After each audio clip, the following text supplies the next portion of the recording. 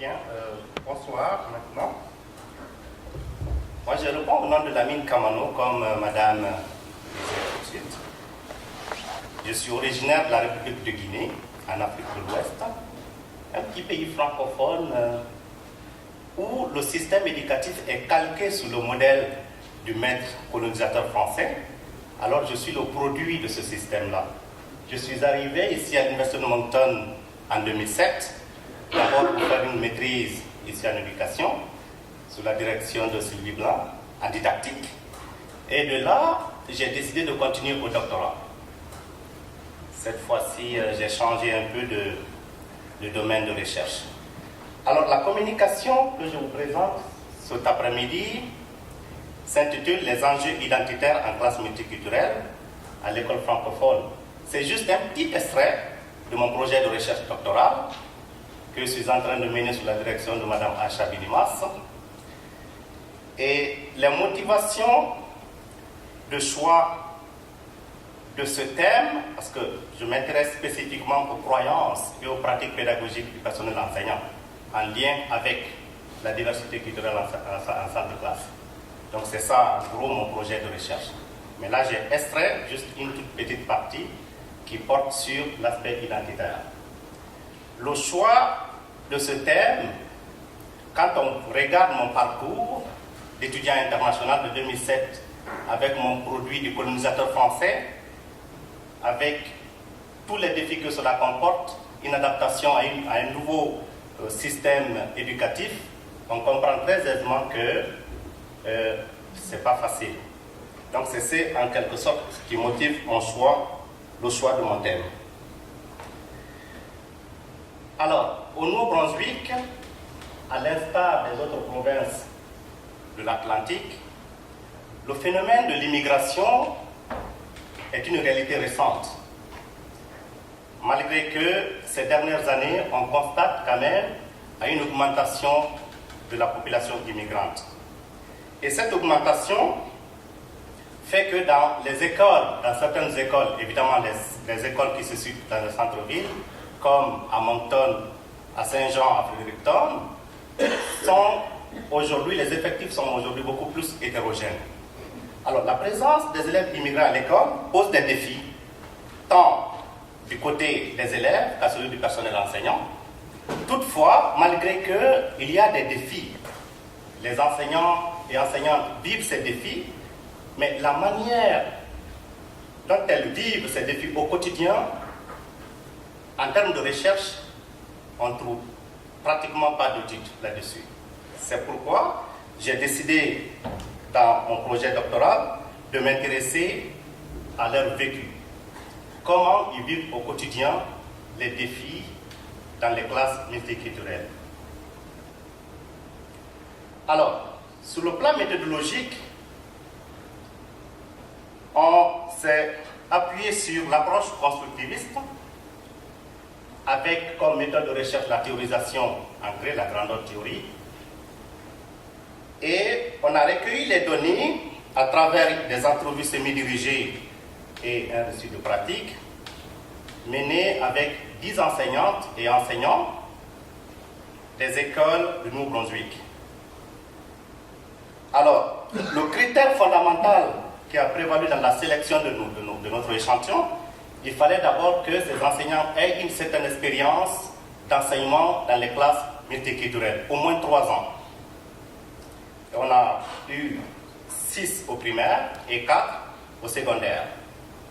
Donc on a analysé des données à travers toujours la théorisation ancrée, le codage à 3 niveaux et la rédaction des mémos, évidemment. Les chercheurs qualitativistes savent bien de quoi je suis en train de parler. Donc, ce sont des catégories conceptuelles qui nous ont permis d'analyser à peu près les propos des enseignants. En termes de résultats, les résultats en lien surtout avec la façon qu'ils voient la diversité culturelle en milieu scolaire et en classe spécifiquement. Pour le personnel enseignant, la première vision, ils pensent que la diversité culturelle ou la présence des élèves immigrants à l'école permet l'augmentation de la population Donc ça augmente les effectifs. Comme le souligne bien Martin, ce sont des noms fictifs que j'ai créés. Ça permet d'agrandir la famille canadienne ou acadienne. C'est comme ça qu'il faut voir ça. Et un autre, par rapport à l'équipe, souligne que ça équilibre des tensions entre la communauté francophone et anglophone. Pourquoi il le dit? Il y a toujours cette tension-là entre anglais, français à Moncton, c'est fort. Mais peut-être en ayant des gens d'autres mondes qui arrivent, ça baisse la tension. Et certains ont mentionné également le partage de valeurs en termes d'apport. Je pense que ça nous enrichit, comme nous, on peut échanger avec eux. Ils nous parlent de leur milieu, puis nous autres ici, c'est l'Acadie. L'Acadie, on essaie de promouvoir beaucoup le français. Une autre. Et une autre encore qui évoque la déconstruction des stéréotypes et des préjugés comme apport. Dès que les gens sont exposés davantage à ces personnes-là et qu'ils voient que ces personnes-là, ce sont de bonnes personnes, ils accepteraient probablement mieux. On continue. En salle de classe, quel est l'apport qui a été souligné par le personnel enseignant? Il parle d'abord de l'éveil de la curiosité de l'enseignant ou de l'enseignante. Beaucoup d'enrichissement, de richesse. En tant qu'enseignant, ça vient te chercher à faire des recherches. Ils ajoutent, ça enrichit également les activités pédagogiques. Donc ça met beaucoup de couleurs dans les projets. Ça va amener les nuances, un regard, une perspective différente, a souligné notre enseignante. Si la présence des élèves d'ailleurs comporte des atouts, également le personnel enseignant évoque des défis à ce niveau. Le premier défi qui a été évoqué, c'est la promotion de la langue française et de la culture française. Comme le souligne Sophie, puisqu'on est en minorité, c'est difficile de faire comprendre à quelqu'un qui arrive d'un autre pays, qui se dit que l'anglais et le français sont aussi importants, et nous, on essaie tellement de leur apprendre le français, puisqu'autour de nous, c'est tout en anglais. Donc pour eux, c'est difficile de faire comprendre que l'anglais et le français ne peuvent pas être sur le même balancier. Parce que l'immigrant, il ne peut pas comprendre cela. Il y a un autre qui évoque l'affirmation identitaire. À travers juste une petite citation, tu ne peux pas mettre quelqu'un sur ton genou si toi-même tu n'es pas assis. Ça en dit long. Un autre évoque également la tendance vers la majorité anglophone. Il y a probablement beaucoup d'immigrants qui vont choisir d'aller vers le côté anglais, alors que nous, on veut qu'ils connaissent aussi le français, parce que les deux cultures francophones et anglophones sont tellement différentes. Et il semblerait que les immigrants ne comprennent pas cette différence-là, parce qu'ils les mettent toujours sur le même pied d'égalité. Une autre évoque la confrontation de valeurs en termes de défis. C'est là parfois que j'ai un petit peu de la difficulté avec la diversité culturelle. C'est quand les gens venus d'ailleurs aimeraient que ça soit pareil comme dans leur pays. On veut bien accommoder, mais à un certain point là, wow là, je suis chez nous ici là. En salle de classe également, ça pose le problème de francisation. C'est si important. C'est un gros défi comme enseignant de recevoir des enfants qui ne parlent pas un mot de français dans notre classe. Mon opinion, de mon cœur, c'est venez-vous-en. On vous veut ici, on veut connaître votre culture, puis on veut que vous appreniez le français. Et puis tout ça. Mais comme enseignante, c'est un gros défi. Donc au niveau de la francisation, les enseignantes et enseignants se plaignent. Ils évoquent également le manque de temps matériel pour soutenir ces enfants-là. Personnellement, comme enseignante, on ne peut pas passer plus de temps avec ces élèves-là. C'est lourd à porter pour un enseignant quand tu ne peux pas aider un élève. Et il souligne également la difficulté d'appliquer la pédagogie différenciée qu'on enseigne ici. Je suis une personne très perfectionniste, comme le souligne Corinne. Puis, si j'ai oublié de penser à cet élève-là, donc l'élève allophone, ou qui a peu de niveau en français, pour telle leçon où je ne sais vraiment pas quoi faire avec cet élève-là, là, je lui fais faire autre chose, puis là, je me dis, pauvre de lui. Ils évoquent également la contrainte qui est liée au respect du programme. J'aurais vraiment aimé l'aider, comme le signe Julie, plus que j'ai pu, mais on a un petit peu les mains liées. On a quand même un programme à suivre, c'est un défi, également. Ils évoquent ensuite le manque de préparation. Ce n'est pas évident, on n'est pas toujours préparé pour régler des situations multiculturelles. La collaboration également avec les parents constitue pour le personnel enseignant un défi. Je me souviens d'un père qui ne voulait pas que son fils travaille en équipe avec les filles. Ça, c'est une autre situation qui vient compléter le problème de valeur. En somme, pour ne pas que je dépasse les 15 minutes de madame, okay. En somme, la présence des élèves d'ailleurs a des implications identitaires. Vous l'avez vu, ils sont introduits par le moi, le nous et le on et eux. D'un côté, on invite l'autre à venir afin d'agrandir la grande famille acadienne, mais de l'autre côté, l'enseignant se trouve dans un dilemme parce qu'il se sent écartelé entre trois identités. L'identité personnelle, son identité socio-culturelle et l'identité professionnelle. Comment faire l'arrimage entre ces trois identités-là? Je m'arrête là pour ne pas ressortir les secrets de ma soutenance. Je vous remercie.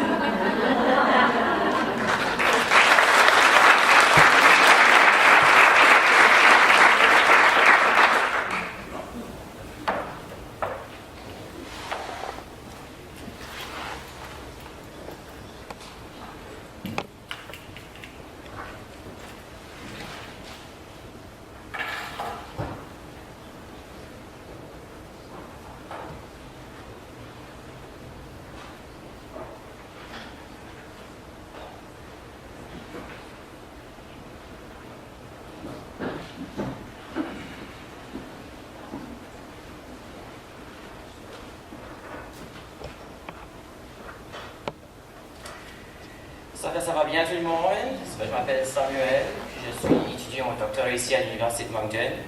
Puis je vais vous présenter aujourd'hui une petite étude qui a été faite dans le cadre du cours d'éducation et minorité que j'ai fait avec Luc Leblanc. Et ça s'appelle la construction identitaire d'élèves au secondaire dans la région de Moncton. Ça fait l'école au milieu minoritaire se donne un double mandat, comme on a mentionné plusieurs fois aujourd'hui. Donc, soit le mandat d'actualisation de l'être humain, c'est-à-dire les savoirs, les savoir-faire et les savoir-être, et un deuxième mandat qui est la construction identitaire. C'est comme Marianne a cité au début du colloque aujourd'hui. Donc l'identité se construit puis se reconstruit tout au long d'une vie suite au contact avec les nouvelles personnes ou lorsqu'on change de milieu. Puis l'école, puisque l'école se donne le mandat de développer cette identité culturelle-là, on a décidé dans le cours de faire une petite étude avec 5 élèves d'une école secondaire de la région de Moncton, où les questions qui ont été posées ont tourné autour de 3 grands thèmes qui ont ressorti de nos lectures sur la construction identitaire, soit le cumul des expériences, donc tout ce qui a trait avec le véhicule engagé, le contexte historique et social, donc tout ce qui a rapport avec la reconnaissance de l'identité, et le processus relationnel identitaire. Donc, cette présentation ici, je vais aller diviser en 2 parties. Dans la première, je vais vous présenter les 5 élèves qu'on a rencontrés, puis présenter brièvement leur parcours identitaire, puis à la suite une analyse à partir des différents écrits sur les minorités linguistiques, puis la construction identitaire. Donc ici, nos 5 élèves, Badésir, Justin, Colin, Jessie et Megan, donc sont les 5 élèves qu'on a rencontrés. Donc pour le premier, donc Justin, c'est un élève de la 12e année qui est né à Gatineau, puis a déménagé à Moncton. Pour lui, il a déménagé à peu près 20 fois depuis sa naissance, en raison de son père puis son travail. Donc son père est québécois, sa mère est acadienne. Donc, même si les parents étaient initialement un couple endogame, Justin fait maintenant partie de 2 familles exogames reconstituées, où il y a des sœurs et des frères qui sont anglophones. Il parle le français puis l'anglais couramment, dépendant nécessairement du contexte, donc ça soit avec sa famille, ça va être en français ou en anglais, à l'école en français, les sports, le marché du travail, puis ses amis. Puis il nous a aussi dit qu'il côtoyait souvent des gens de différentes cultures.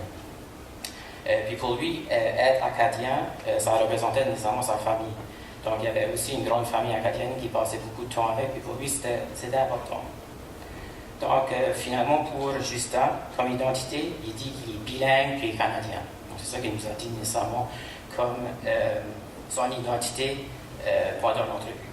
En deuxième, on avait Jessie, qui est un élève aussi de la 2e année, originaire de Chiliac. Il vit maintenant à Moncton.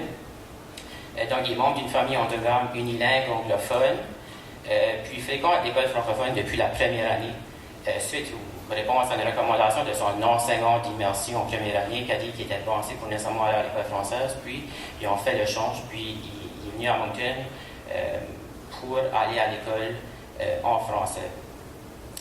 Qui a été un grand plaisir pour sa grand-mère, parce que sa grand-mère était francophone. Puis elle avait tenté d'envoyer ses élèves à l'école en français, mais ça avait été refusé dans son succès. Donc ses enfants, elle, avaient été à l'école en anglais. Jessie, lui, parle souvent le français puis l'anglais, ça dépend aussi nécessairement du contexte. Puis quelque chose d'intéressant qu'il disait, que souvent individuel, il parlait souvent en français, mais quand ça venait en grand groupe, la langue est souvent l'anglais, nécessairement qu'on parlait, parce que s'il y avait une personne d'un groupe qui connaissait pas le français, il ne parlait pas en anglais, parce qu'à chaque fois même, si on se rencontre en grand groupe, il parlait en anglais. C'est pour lui, les francophones puis les anglophones sont égaux ici à Moncton. Donc, il trouve que c'est une ville où il faut connaître les deux, puis c'est important que les deux soient égaux. Donc, être acadien pour lui, ça voulait dire la fête avec ses amis. C'est quand on a posé la question, c'est nécessairement ça qu'il nous a parlé de. En général, l'identité de Jessie, il se voyait comme bilingue, canadien, surtout lorsqu'il faisait des voyages, puis acadien, donc, puisque tout dépend de son environnement. En 3e, on n'avait pas Désir, donc c'est un élève de la 11e année, originaire de la République démocratique du Congo. Puis en raison de guerre civile, lui et sa famille ont déménagé de ce pays-là, puis sont rendus au Canada à partir de l'Ouganda, la Turquie, puis récemment immigré au Canada. Donc, initialement, il était à Winnipeg, puis depuis 1 an, il est ici à Moncton. Donc chez lui puis sa communauté, la langue maternelle, c'est le Swahili, donc qui est la langue de la communauté, puis le français, c'est la langue des affaires. Donc il parle majoritairement le français en raison de son attachement à la culture. Puis quelque chose de super intéressant aussi qu'il nous a mentionné, c'est qu'il y a, comme ici au Nouveau-Brunswick, au sud-est, on a le chia, qui est comme une fusion du français et anglais. Donc ça se fait la même chose dans son pays d'origine, en Afrique. Il y avait la fusion du français avec le swahili. Donc c'est quelque chose qu'on peut voir un peu partout dans le monde. Et comme identité, Désir, lui, il disait francophone, puis au niveau du swahili aussi. Donc, on avait aussi Megan, qui était une élève qui avait déjà gradué, mais elle venait, qui avait son diplôme secondaire, mais qui était revenue à l'école pour améliorer son dossier académique. Puis, elle vient d'une famille exogame, donc sa langue maternelle est l'anglais. Donc, son père est anglophone et la mère est francophone. Puis, elle dit qu'elle parle le français puis l'anglais couramment, dépendant nécessairement du contexte. Donc, avec sa famille, son père est aussi dans une école francophone, donc avec lui. Et sa mère, elle parle en français avec son père en anglais. Puis ça dépendait aussi du travail, la vie sociale. Mais elle nous a aussi dit qu'elle était plus confortable en anglais. Donc, dans les situations, elle favorisait de parler en anglais. Mais elle a aussi dit qu'elle se sentait également acadienne. Puis pour elle, l'Acadie, ça relevait la musique, la cuisine comme telle, puis les fêtes. Comme identité, Megan se dit francophone et anglophone, donc bien. Et en dernier, on a Colin, qui était une élève de la 11e année, qui est originaire de la France. Donc, elle arrive au Canada à 17 ans avec ses parents, membre d'une famille unilingue francophone, où toutes ses activités se déroulent en français. Donc, ce qui est intéressant avec elle, c'est qu'elle nous a décrit un peu l'évolution de son identité de françaises à plus canadiennes ou acadiennes. Donc, elles ne sont pas 100% françaises ici au Nouveau-Brunswick, mais ce ne sont pas non plus 100% canadiennes ou acadiennes. C'est le sport qui l'a permis de faire un peu ces évolutions-là, où elle a rencontré des amis, elle a côtoyé des gens un peu partout dans l'humanité. Pour analyser tout ça, ce qu'on a regardé, tous les entrevues, on a pu ressortir 4 grands thèmes. Donc, la mondialisation, l'exogamie, l'identité bilingue et un peu le défi qui est associé à la proximité socialisante. Puis avec tout ça, on a fait une analyse transversale où on a regardé les relations intergroupes et de pouvoir, donc d'après les écrits de Boudis et plein d'autres. Donc, en premier, on a la mondialisation. Donc, comme on sait bien, le monde a bien changé. Donc, ça sonne comme une chanson, là. On s'en sait tout de suite. Dans les 2 dernières décennies, puis ça a amené les gens à être plus géographiquement mobiles. Que ça peut être au niveau international, que ça peut être au niveau infranational. Donc, où que les gens ont dû s'intégrer à des nouvelles communautés, comme que les communautés ont dû intégrer les gens nécessairement de l'extérieur, puis ça a changé un peu la façon qu'on pouvait construire notre identité. Donc, avec tout ça, on a eu des politiques qui ont été édictées par le gouvernement, donc l'interculturalisme au Québec ou le multiculturalisme au Canada. Puis des exemples, Justin, lui, mobilité internationale, donc il a vu à travers plusieurs villes et provinces au Canada. Puis il a aussi mentionné dans l'entrevue que lui, dans les cours qu'il y avait à l'école, il y avait toujours au moins 2, 3, 4 différentes nationalités dans ses cours avec lui. Puis on avait Colin et Badésir, qui sont les 2 nouveaux arrivés au Canada. Puis eux valorisent encore leur identité d'origine. Puis Badésir, lui, travaillait beaucoup au niveau des arts pour faire ressortir cette identité-là. Puis comme j'ai mentionné, Colin, elle était un peu incertaine de nécessairement comment décrire son identité, puisqu'elle ne sentait pas non plus 100% française, ou 100% canadienne ou acadienne.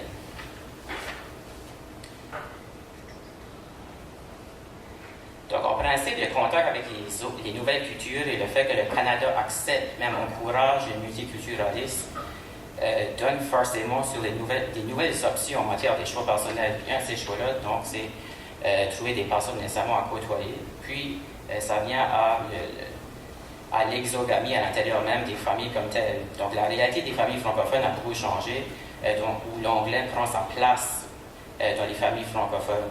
Puis on peut voir ça aussi dans nos salles de classe. Donc, d'après les statistiques, on a à peu près rendu 64% des couples en 2001 qui étaient exogames. Puis, ça cesse de monter. Donc, je suis certain qu'il y a d'autres statistiques qui sont ressorties depuis ce temps-là. Donc, comme on a vu avec Justin, qui est une famille canadienne endogame, mais maintenant qui est rendue 2 familles exogames reconstituées, ou bien Megan et Jessie, qui vient de membres, qui sont partis d'une famille exogame. En 3e, on avait l'identité bilingue, donc la réalité même des couples exogames, donne une nouvelle façon de s'identifier aussi avec ces jeunes-là, parce qu'ils ont un père francophone ou mère anglophone ou le contraire. Donc, ça vient à l'identité bilingue. Puis, la plupart d'entre eux nous ont parlé qu'ils se voyaient comme bilingues. Donc, on a pu revoir à peu près avec les entrevues. Il y avait le bilinguisme d'attraction puis le bilinguisme de résistance. Donc, d'après les recherches, lorsque les concentrations territoriales des francophones est forte, donc le métissage identitaire est surtout lié à l'attraction de la langue anglaise, puis elle reflète le sentiment de compétence, comme on a pu voir avec Justin, Megan puis Jessie qui venaient de la région. Et avec Badésir, donc on pouvait voir un peu le bilinguisme de résistance. Donc, c'est un endroit où la concentration des francophones est faible. C'est le sentiment d'appartenance à sa communauté qui fait en sorte qu'il est bilingue. Puis en ayant voyagé, puis changé de pays assez fréquemment. Donc, c'est comme ça qu'on a déterminé un peu son identité bilingue. Même si ces élèves manifestent un sentiment d'attraction vers l'anglais, ils ont aussi une attraction vers le français. Puis, le problème que l'école francophone peine à contrer, c'est ce qu'on appelle le transapprentissage linguistique ou le translanguaging. Donc, c'est la fusion ou bien l'alternance entre les langues, comme le chat qu'on a ici. Puis ils font ça pour mieux comprendre la culture et la langue de leur identité. Comme Justin, Megan et Jessie ont tout parlé, au Nouveau-Brunswick, ils utilisent souvent le chiac. Et même c'est quelque chose qu'on pouvait voir dans son pays d'origine. Donc, ça fait nécessairement à se poser des questions. Donc, sur quel type de français qui est nécessairement important dans nos salles de classe. Parce que le sentiment d'appartenance est à notre langue, mais en même temps, la langue qu'on enseigne dans nos écoles, donc c'est la langue qu'on dit correcte ou de qualité. Donc, comment que les élèves font pour travailler tout ça, puis qu'est-ce qu'on peut faire comme enseignant pour aussi apprendre l'élève à bien parler le français, puis en même temps sauver un peu sa culture, puis son identité ici, donc tout ça, son label. Donc, il vient le travail de Marianne et Aude sur la pédagogie au milieu minoritaire. Donc, pour contrer un peu cette insécurité linguistique-là. Donc, selon elle, donc, il y a 4 choses qu'on peut nécessairement faire comme enseignant et enseignant. Donc, savoir une attitude ouverte au parler vernaculaire, utiliser la langue dans toutes les matières, enrichir le vocabulaire des jeunes et avoir une approche communicative où on travaille beaucoup l'oral chez les élèves. Donc, ça prend un peu le sens de le premier mandat. Donc, qu'est-ce qu'on peut faire pour le deuxième mandat de l'école au milieu minoritaire? Donc, parler de la construction identitaire. Donc, il y a 4 points aussi que Mme Cormier discute dans son ouvrage. Donc, le premier, c'est l'enculturation. Donc, des élèves de la culture française. Donc, minimiser un peu la folklorisation. Donc, on a vu dans les entrevues, souvent, lorsqu'on parlait du français puis l'Acadie, on parlait de cuisine, on parlait de fête, on parlait de musique, mais on peut aller quand même plus loin avec tout ça. Maximiser le potentiel des élèves à l'aide d'activités enrichissantes et contextualisées. Travailler l'autodétermination des élèves en fournissant un vécu socialisant, donc maximiser les contacts en français dans l'école. Donc, chaque élève a mentionné que c'était important pour eux les amis, puis les activités parascolaires pour développer leur identité, puis parler nécessairement, puis vivre en français. Et en dernier, donc, jusqu'à la table, la conscientisation, puis l'engagement. Donc, pour conclure cette petite étude, donc, les parcours sont confirmés, les recherches qu'on a lues sur le milieu francophone minoritaire, puis sont aussi confirmés le besoin d'une pédagogie au milieu minoritaire. Puis il réaffirme la pertinence du double mandat des écoles francophones minoritaires qui est la construction identitaire. Merci.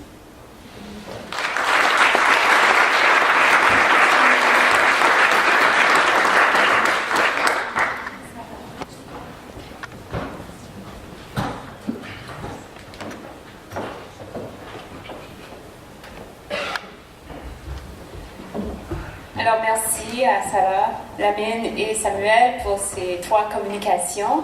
On va faire une brève période de questions et par la suite, je vais inviter Aïcha Benimas à faire une brève synthèse du colloque. Alors, est-ce qu'il y a des questions pour ces 3 communications?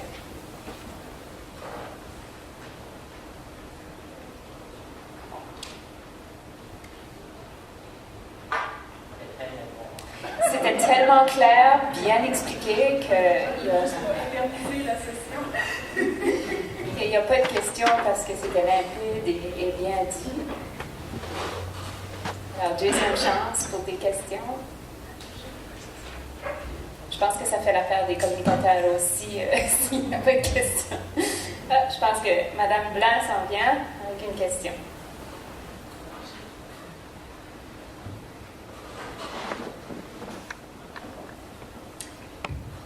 C'est une question qui s'adresse à vous 3, mais aussi à tout le monde.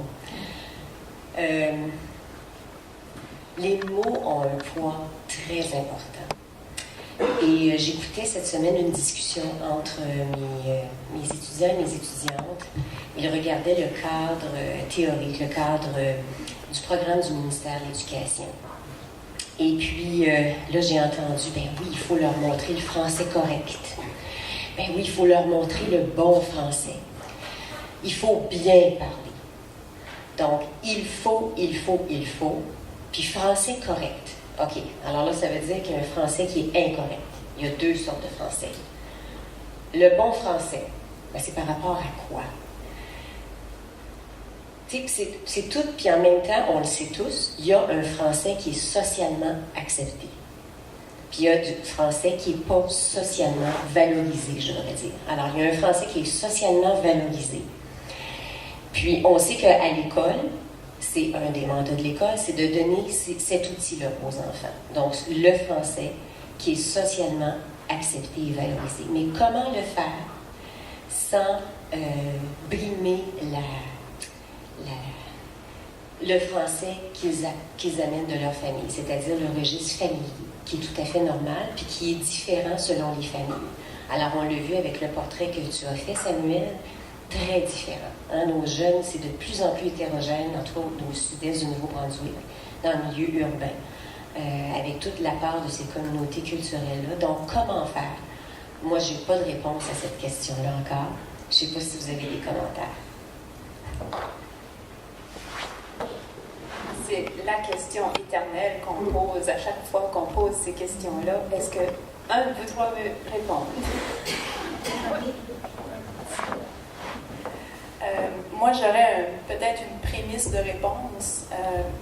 Après les discussions avec Marianne, j'ai décidé, même en Nouvelle-Écosse, on a fait un nouveau document sur les stéréotypes. J'ai insisté pour que le mot standardisé soit enlevé partout. Donc, dans les documents de la Nouvelle-Écosse, on parle maintenant juste de français ou d'anglais. Il n'y a plus de standardisé à nulle part. Ce que j'aime utiliser après discussion, réflexion avec Marianne, moi, c'est la langue scolaire et la langue vernaculaire, la langue à la maison. Donc, ça ne met pas autant de bonnes langues ou de mauvaises langues, parce que la langue scolaire, c'est la langue qu'on retrouve dans les manuels, c'est la langue qu'on retrouve quand on écoute des films, c'est la langue qu'on retrouve quand on discute ensemble dans la salle de classe. Donc, pour moi, ça, c'est la langue scolaire. Puis, la langue familiale ou vernaculaire, c'est celle qui se retrouve dans le milieu familial, dans le milieu de vie de l'enfant. Donc, pour moi, de cette façon-là, il n'y a pas de choc quand on discute du mot langue. Je ne sais pas si ça fait du sens.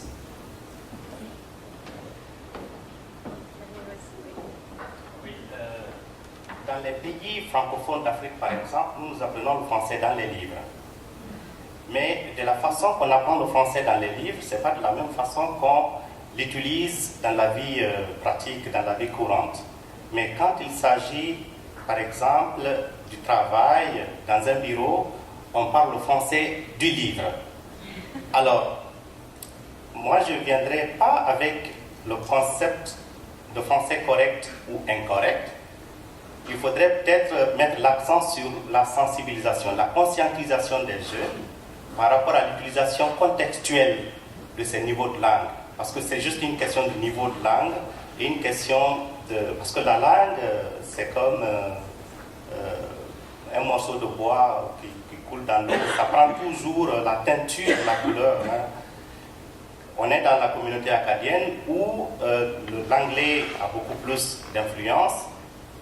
Ça se fait comme si on dort. La langue française va être teintée de l'anglais, qu'on le veuille ou pas. Et les enfants vont l'utiliser. Donc, moi, il me semble, ce qui serait fondamental, c'est de conscientiser ces enfants-là afin qu'ils puissent comprendre, quand je suis avec mes amis, je dois parler ceci, quand je suis en famille, je dois parler cela, et quand je suis dans tel contexte beaucoup plus officiel à l'école, je dois parler telle langue.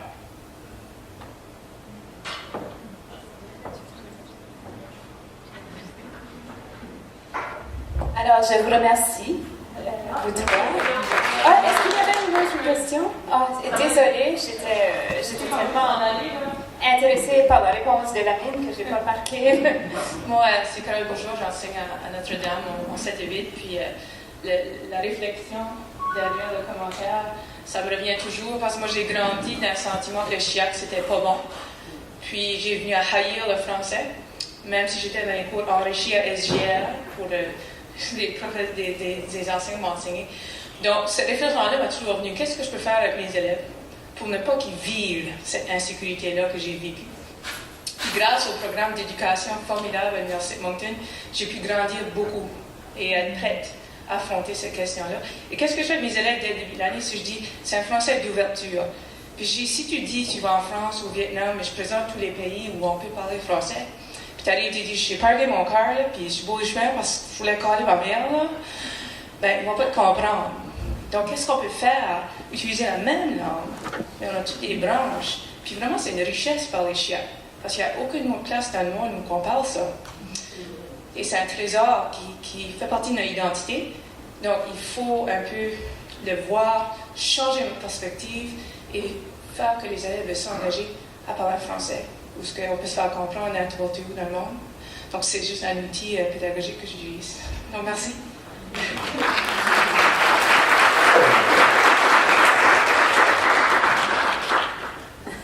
Si je peux me permettre d'ajouter un petit commentaire des expériences personnelles que j'ai. J'enseigne le français à l'école secondaire ici à Mathieu-Martin. Puis une des choses qui est importante pour moi, en sachant que les gens n'ont pas vécu, les jeunes ne vivent pas la même réalité que moi j'ai vécu quand j'étais une jeune francophone unilingue dans le nord de la province, je leur explique toujours, puis je valorise toujours le chiac. Je leur dis que c'est important de le parler, que c'est un parler familial, qui est personnel. Puis que moi, dans le Nord, quand je vais parler avec les gens que je connais, qui viennent de ma famille, de mon milieu, ça m'appartient de parler avec la langue de là-bas. Puis je fais un peu, c'est pour faire du chemin avec ce qu'on vient de dire, je leur explique l'importance de se préparer à leur avenir, de s'assurer qu'ils vont avoir la capacité, justement. C'est pas une question d'avoir un français correct ou standard, ou peu importe comment on l'explique. Moi, je préfère leur dire que c'est de les préparer pour le marché du travail, puis qu'on doit adapter sa langue à la situation. Puis je crois que quand on a ces discussions-là avec eux, on serait surpris de voir comment est-ce qu'il y a une certaine ouverture qui vient de leur part, parce que je leur explique, le jour où tu vas devoir sur le marché du travail, et un jour ça va t'arriver, quand tu vas devoir servir un client qui vient de l'Afrique, ou qui vient de la France, ou qui vient du Québec, si tu veux impressionner tes employeurs, ou les gens qui sont autour de toi, ou montrer que tu es serviable, puis que tu as le souci de bien servir les gens autour de toi, tu vas avoir tout ce qui est nécessaire, dans le fond, pour bien réussir. Même chose si tu vas à l'étranger, un peu comme on a dit tantôt. Fait que je crois que c'est important de continuer ce mouvement-là, de valoriser la langue française, même si c'est pas le français standard, correct, parfait, qu'on pourrait dire comme dans les livres, mais de juste leur dire que c'est important d'avoir une banque, puis ayez ces discussions-là en tant qu'enseignant avec eux autres, qui comprennent qu'on n'est pas là pour leur imposer notre français, mais de leur donner les clés pour leur réussite potentielle. C'est tout.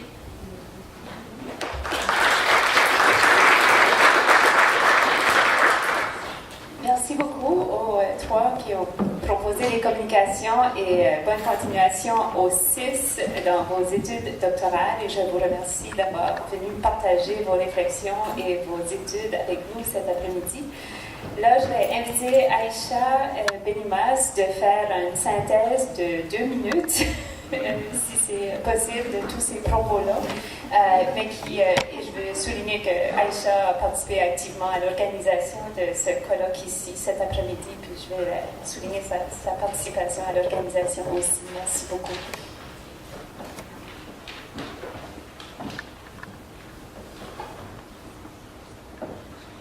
Bonjour tout le monde. Et il faut dire que c'est pas évident de faire la synthèse, hein? Mais je vais faire de mon mieux. J'ai pris des notes comme vos autres. J'aimerais dire que la première chose, que Pierre Bourdieu serait vraiment content dans sa tombe. On a parlé beaucoup de lui cet après-midi. Et je trouve l'utilisation de ce concept très intéressante. C'est Hélène qui a commencé avec le concept de capital culturel et comment ce capital-là a été concrétisé dans les pratiques parentales quant à l'encadrement des activités de leurs enfants. Comment ce capital social, ça veut dire, peut induire à un développement naturel ou bien à ce qu'il a appelé, ou ce que la recherche a appelé, et la littérature, comme apprentissage concerté. Et il nous a, ça veut dire, montré quels sont les résultats des deux cheminements. Et on voit qu'à la fin, j'ai l'impression qu'on pourrait dire un équilibre entre l'apprentissage concerté et l'apprentissage, le développement naturel est nécessaire. Et probablement, les familles moyennes doivent donner plus de temps pour le développement naturel et les familles défavorisées doivent être peut-être accompagnées pour savoir comment faire des apprentissages concertés avec leurs enfants. J'ai trouvé cette communication touche un élément très important. Ça veut dire, ça donne à réfléchir sur la question du niveau socio-économique et son impact sur, ça veut dire sur l'encadrement des parents à leurs enfants, mais il y a aussi la question du niveau d'éducation des parents. Il y a des chercheurs qui ont, ça veut dire, montré qu'on peut avoir des enfants qui vont dériver de la norme. Ça veut dire, dans les familles défavorisées, on peut trouver des réussites scolaires et au contraire, dans les familles qui adoptent l'apprentissage concerté, on peut avoir des échecs.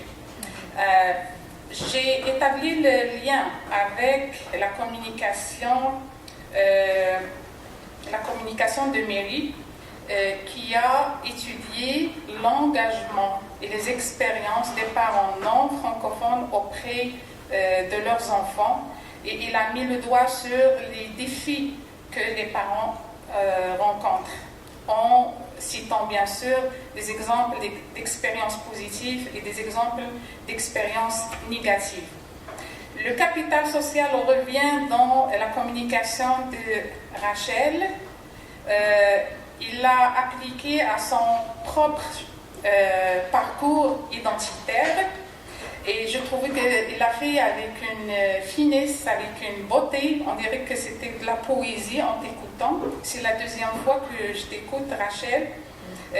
Comme l'a dit Landry, tu as utilisé des concepts d'hégémonie, capital culturel, tu as utilisé le silence, la conscientisation, le praxis, et tu les as appliqués à ton parcours.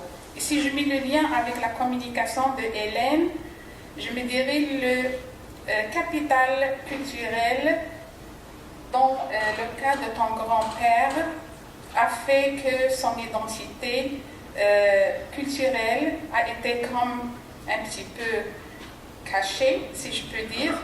Et donc, la relation entre la culture de la famille n'était pas la même que la culture de l'école. Donc, il y avait quelque chose de vécu qui a fait que... Mais ce qui est intéressant, c'est que toi, tu as reçu quand même quelque chose qui t'a poussé dans le dos pour aller vers, ça veut dire les sources. Mais ce qui m'a impressionné, qui m'a laissé avec un point d'interrogation, c'est que tu as terminé avec une conclusion qui montre que tu souhaites, ça veut dire l'identité bilingue. Et je pense qu'il y a un lien avec ta fille. Alors, est-ce que c'est ça ce qu'on veut? Tu as le droit d'avoir l'identité que tu veux. Mais je mets le lien avec les profils d'élèves que Samuel et Luc ont présentés. Parce que la majorité, elle opte pour l'identité bilingue. Alors, c'est un message et c'est quelque chose que je lis avec ta communication. Je trouve ça vraiment intéressant. Sarah nous a parlé des interactions des enseignants au sein de leur classe avec leurs élèves et les défis qui viennent, pas les défis, mais les facteurs qui viennent influencer ces interactions. Alors, j'ai trouvé ça intéressant et je sais qu'elle est en début de son travail doctoral, mais tu as cadré quand même le côté théorique de ces interactions, puis qu'est-ce qui entoure, qu'est-ce qui pourrait influencer comme facteur. La communication de la mine qui ne veut pas divulguer ses secrets de soutenance évoque quelque chose qui est différente un petit peu des autres communications. C'est-à-dire les autres communications, ça veut dire on parle en général, ça veut dire de la culture acadienne, le double mandat de l'école francophone. Lui, il emmène l'autre culture, ou d'autres cultures au pluriel, au sein de l'école francophone et comment ça vient évoquer des réactions qui se rattachent à l'identité des enseignants. Non seulement l'identité personnelle et culturelle, mais il y a aussi la question de l'identité professionnelle. Lorsque l'enseignant questionne le temps que je donne à tel élève qui est allophone ou bien à mon élève francophone qui a aussi des difficultés en mathématiques. Alors je trouve que toutes les communications ici présentent vraiment un ensemble qui s'articule et qui décrit notre réalité dans le milieu minoritaire francophone. C'était un plaisir de vous écouter et je sais très bien que je ne vais pas rendre hommage dans cette synthèse à ce que vous avez dit cet après-midi. Merci.